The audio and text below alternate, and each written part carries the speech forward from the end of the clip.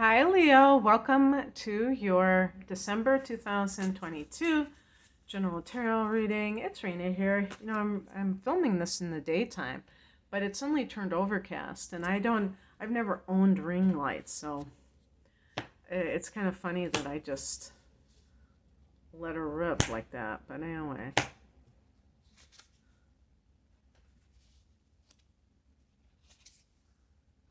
Oh, reverse card. Let's put this.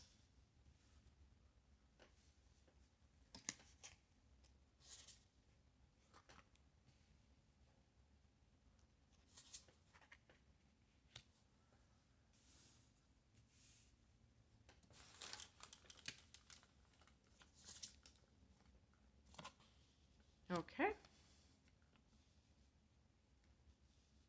In this particular deck, this deck is called the Lightseer Tarot deck.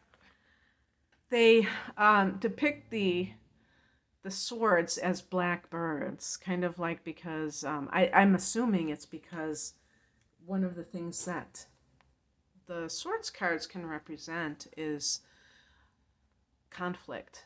And maybe, if you think of the swords as thoughts, they're kind of like those negative thoughts that kind of plague people when they're not aligned with what they should be involved with. And Leos tend to be very positive, but everyone is human. Everyone is capable of being vulnerable to be, overcome by some of that more negative energy unless they are really vigilant. So let's look at what some of these cards can represent for December. The heart of the matter is the Five of Swords. And this can be a card where there might be people around you, Leo, who don't have your best interests at heart. And this is kind of what I was just talking about. I really feel that a lot of times this negativity can be coming from keeping the wrong company.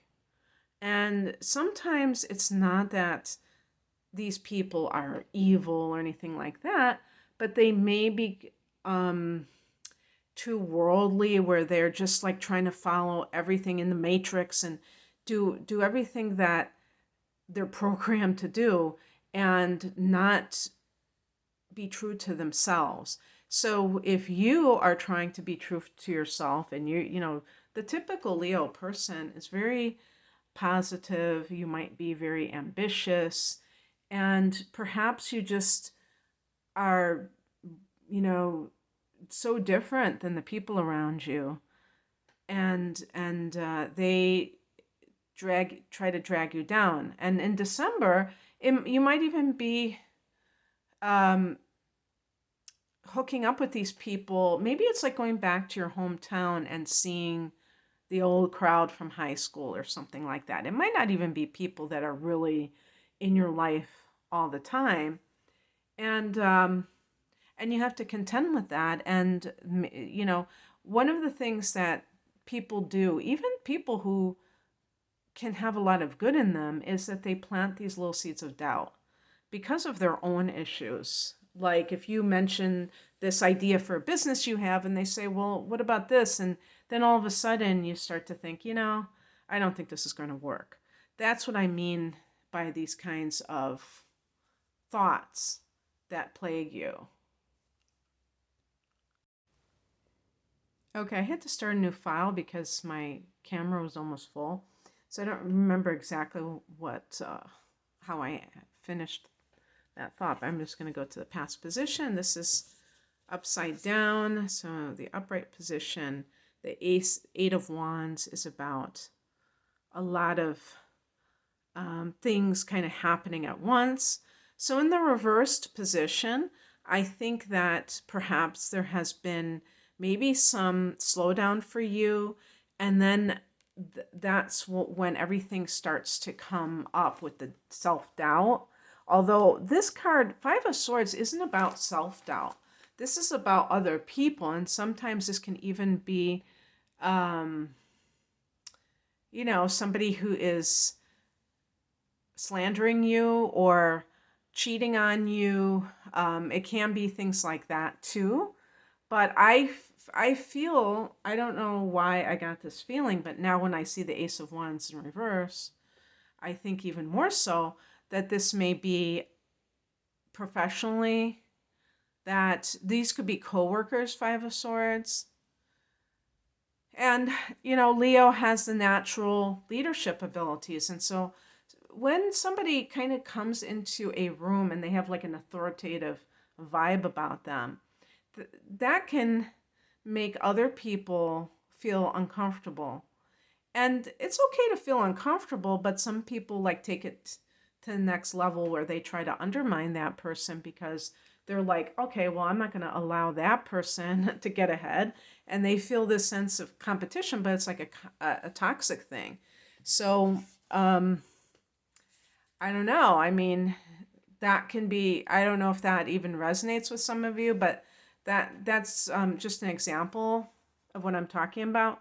The higher message is the High Priestess. This is about this card looks like that spiritual download coming into the crown chakra, and it's about getting in touch with your higher self, so that you are making decisions from a place of the greatest, um, the highest wisdom, instead of like doing something because you feel that emotional reaction to something. You want to do things that are, you want to make choices that are coming from the highest version of yourself. And, the Eight of Wands, that might even be Leo energy. I can't remember. I think it might be Sag.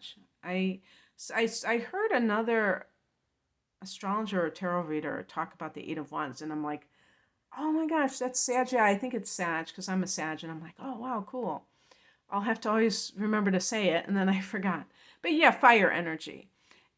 But it's reversed. So something has put out your fire, and it could be a toxic relationship or relationships. And sometimes these can be kind of like behind the scenes, and you don't even know the half of it. So the High Priestess is about tuning into this so that you're not making choices on the mundane level, you're making them at the highest level. Sometimes the High Priestess can be too when somebody has been lying or whatever, and then it's like the truth, is going to come out. What crosses you is the Six of Cups. This is a card of nostalgia, the past. I believe it's connected to Cancer, so that sentimental thing. And like, let's say that you are feeling like your partner is cheating on you, and yet you have children with this person, or you are thinking about the good old days. If you have Venus in Cancer and you're a Leo, then you know what I'm talking about, that this is how you roll.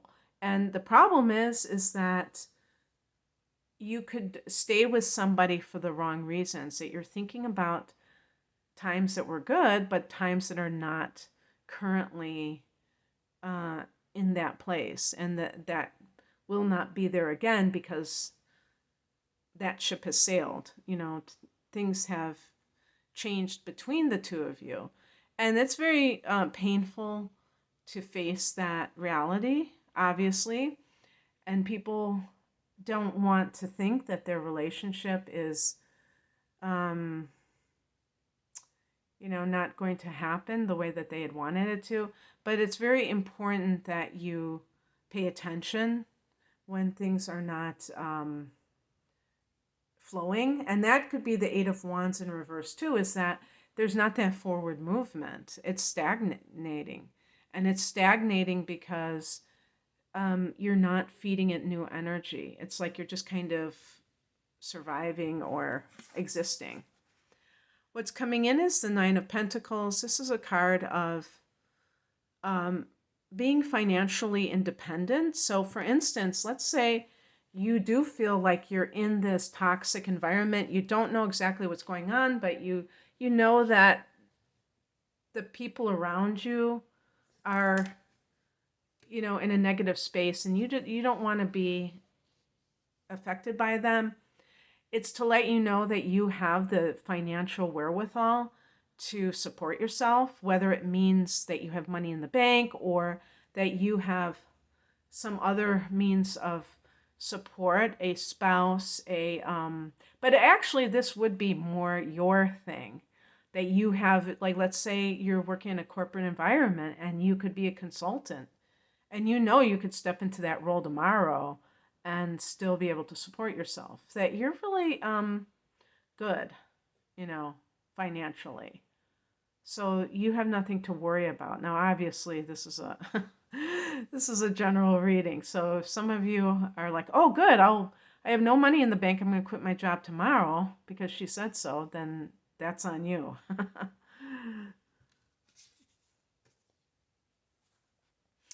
um, the outcome is the Six of Swords. So here we have another six. So we had the Six of Cups and the Six of Swords. The number 6 is connected to Venus, and that's about harmony. Harmony with emotions, and this is harmony with your thoughts, and with swords, with,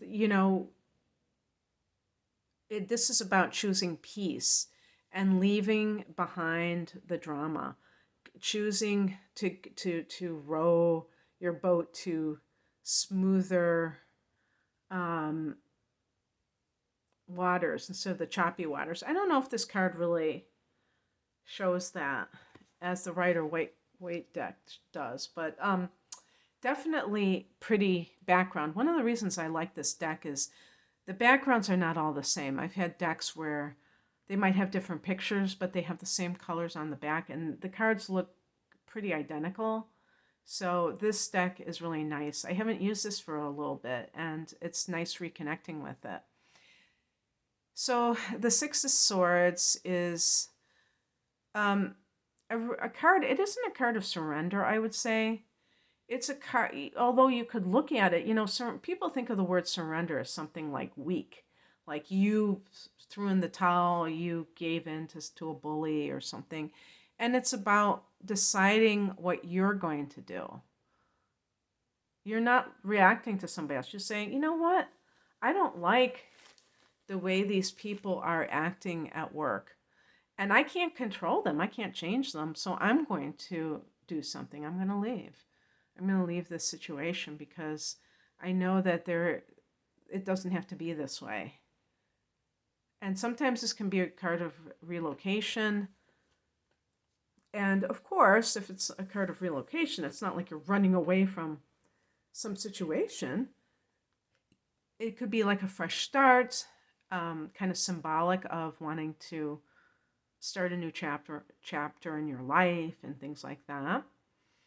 So yeah, very interesting. That's what I have for you, Leo. I hope that this resonated.